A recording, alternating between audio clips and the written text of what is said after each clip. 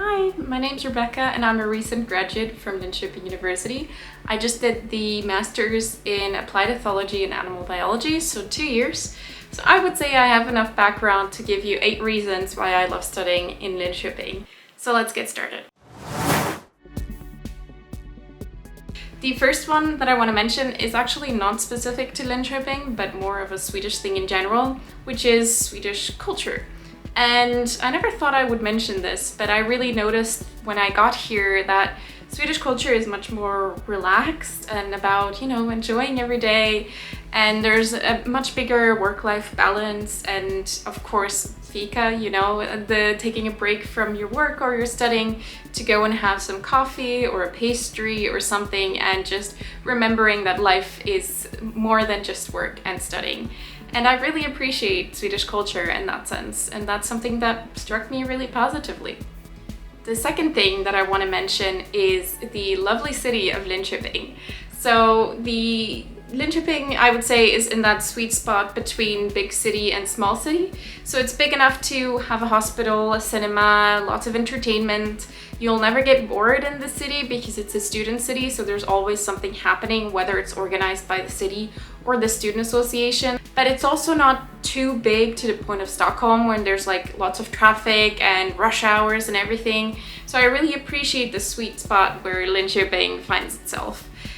The third thing that I want to mention is just nature. For example, my 15-minute bike ride to campus, every day to get to class goes through 2 different parks and 1 nature reserve. And that to me is just impressive. And of course, these 2 parks and nature reserve are not the only ones. So just south of Linköping, you have a really big nature reserve that you can actually go barbecue at. So there's just plenty of nature around, and even if you're not a big enjoyer of hiking or those kinds of things, just the city itself and the parks, and there's always, little gardens with flowers and everything's pretty well kept. That is just something that's already really, really good at improving people's moods, I feel like. So the next one, the fourth reason I want to mention, is more uni specific, and I want to talk about classroom dynamics. It struck me that there is no big hierarchy in the classroom, so you don't treat your teachers by any formal name, you call them by their first name. So if you have a question for your teacher, you might just come up to them and be like, "Oh, hey John, I have a question here, could you have a look and explain this to me a little bit better?" Which at first is really strange if you come from a country where you have to treat your professors, with that certain, I wouldn't say respect, but just that certain hierarchy. And it's really refreshing that you can treat them more like colleagues, and this doesn't mean that there's any less respect in the classroom, of course. I also noticed that Swedes do love their group work, so they come expecting plenty of, group assignments, a lot of group work, but to me that is a positive thing, because in your career you'll end up working in a group, and knowing how to work in a group is really important for your futures. And there is a tendency for a lot of practical work as well, rather than just a lot of theory and cramming, which for my master's I really appreciated, because one of the core things that I really wanted to do in my master's is just do more practical work rather than just learning the theory. So I also want to talk about university facilities. It's a really young university, and for example, the library building is only a couple of years old.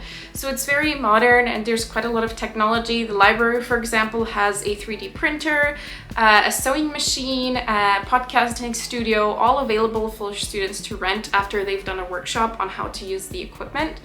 But also, because the university is spread across 3 different campuses, there is a campus bus that goes from campus to campus. And for example, Linköping and Norrköping, which are about 40 minutes by bus apart, during the week you could just take the campus bus for free as a student to go and explore a different city if you feel like it, and if you have the time, of course. The sixth thing I want to mention is already a bit more focused on student life in itself, and this is student associations. Now, I never realized that there could be this many student associations in a single university, but I'll try to give you the scope of it. So whether you're more introverted and you like board games or playing Dungeons and Dragons or things more inside the house, there is a student association for that. If you're more extroverted and you like partying and lots of social activities, there's a student association for that. Are you really into sports? There's plenty of student associations for that. Are you into music? We have a choir, we have an orchestra, there's student associations for that. So there's a student association for essentially anything you could possibly imagine. So if you're ever sitting at home and you're like, I would like to do something like this, just look at the student associations. You will definitely find more people that are interested in the same thing. And even if you're a beginner, they will most likely be super open arms about it and just welcome you to their activities because, I mean, these are all students organizing these things. And I found that really, really amazing that there's just always so much happening in the city. So number 7 I want to mention is student culture. So this is slightly different than student associations. This is the culture that exists at the university. And in Sweden, it's quite common that students have overalls. And Linköping University is no exception. So here are mine. You put your name on one of the legs and the patches on another leg. And these are patches of, different parties you've attended or events or specific things that you enjoy. If you enjoy traveling, you can collect patches from the cities you've been to. So you can decorate those overalls as much as you like, and they're your personal piece of clothing, and it's something that you wear whenever you go out or do something that might get you a little bit dirty. You wear the overalls and you don't need to worry about getting dirty. And I do really appreciate when a university has this type of culture that you can get involved in, even if you're only here for 1 or 2 years. Last but not least, this thing that I wanted to mention is international friendships.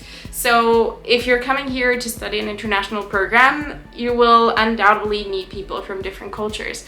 And it's not just from Europe. A lot of people come from outside of Europe to study these master's or bachelor's program. So you will meet people from all over the world with a lot of different cultures. You will get to, meet their languages, eat their food, compare like these little social quirks that happen between cultures, like taking off your shoes before you get into the house and things like that. So you get to learn a lot about cultural differences and acceptance in general, and I do think that is an invaluable thing to have as an international citizen. Alright, so these were the 8 things that I love about studying at Linköping University. Don't forget to check out our social media. We have a podcast, we have an Instagram, and we have lots of blog posts explaining all the things that I just talked about. So if any of these spiked your interest, make sure to check out all of those resources and they will have more information for you. I hope this helped you get a better idea of what it's like to study at Linköping University. And that's it from me. Bye!